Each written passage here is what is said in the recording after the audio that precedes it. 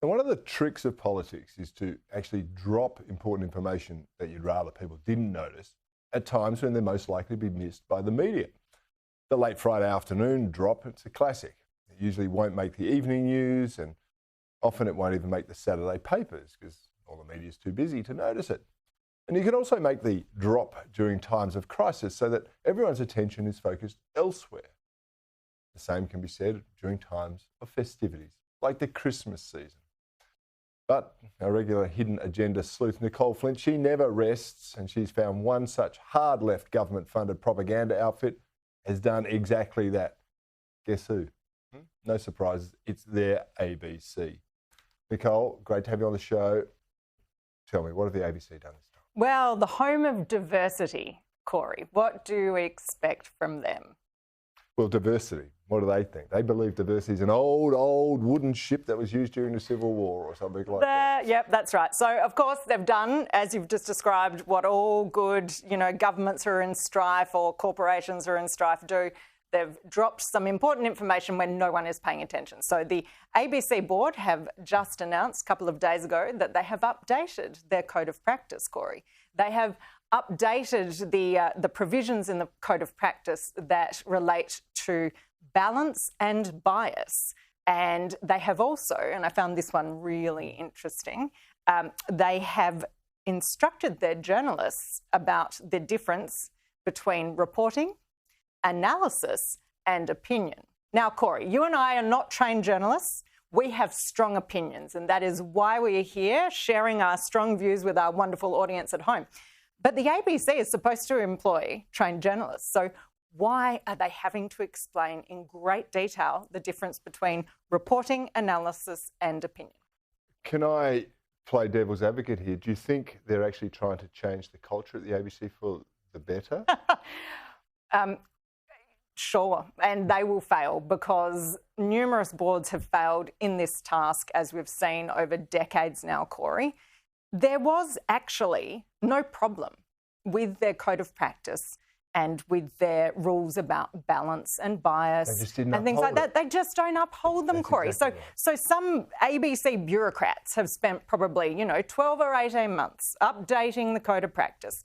And I bet you anything, we will not see one single change. We will continue to see people bringing successful defamation claims. We will continue to see them not presenting both sides of the argument, even though they are claiming that they will. I think that's exactly right. They'll ignore their code of practice and fail to comply with it, and we'll complain all the time. You will be. I'll be complaining less.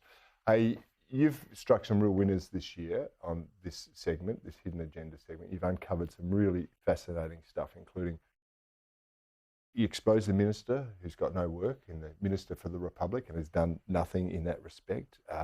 You've deplatforming by big technology. You've exposed the Labor government in South Australia, forcing them to backflip on cancelling Anzac Day, which is our way of describing what they did. Yes.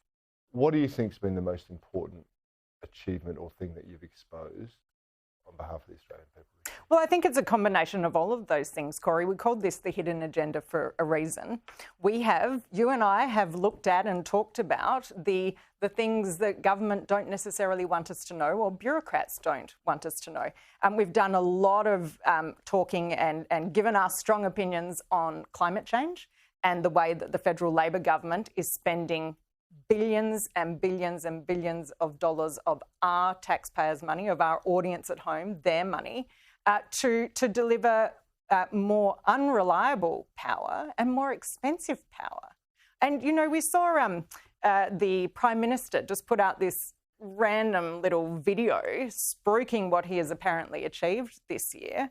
And what he has achieved is to send Australians backwards. Everyone is struggling with cost of living prices and power. When they promise to bring down power prices, that is one of them, Cory. I've actually got that video and I actually really want to have a look at it and show it to the people at home. So here it is. 2023, the Matildas inspired a nation. Australians dominated Hollywood. Vegemite turned 100. It's been a big year. Barbie, Vegemite and Matildas. That's his claim to fame. He's had nothing to do with any of them, but that's been a big year. What a dud Prime Minister. Well, and Cory, you didn't play we don't have time to play the rest of his 2.5-minute video. Essentially, when I watched it, I was like, this is a long list of how the federal Labor government have wasted taxpayers' money. So, they're spruiking, cheaper childcare, more medicine on the PBS, power, more renewables, all of that sort of stuff. This is all our money, Cory, and people are struggling. Mortgage prices are going through the roof. Rental prices are going through the roof. There is a housing crisis. Power bills are going through the roof. And Albo does this little video talking about, sport and movies and telling us exactly how the federal government has wasted taxpayers' money. Think about all of those things you mentioned. Wherever they go in and throw a subsidy, whether it be for childcare or education, our system goes backwards. People still pay more. They just put the prices up by more. It's no more affordable than it was. The education system is going backwards, even though they're throwing more money into it. The power system, apparently, it's getting worse. I mean, the power bill doubled. Mine did effectively last month when I got the bill. Everything they touch, they turn to custard. Yes.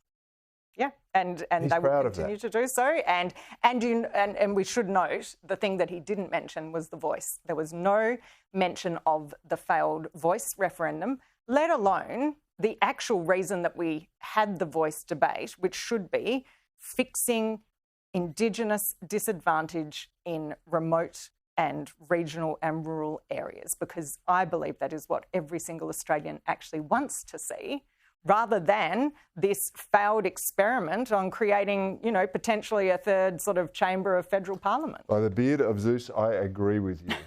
Okay.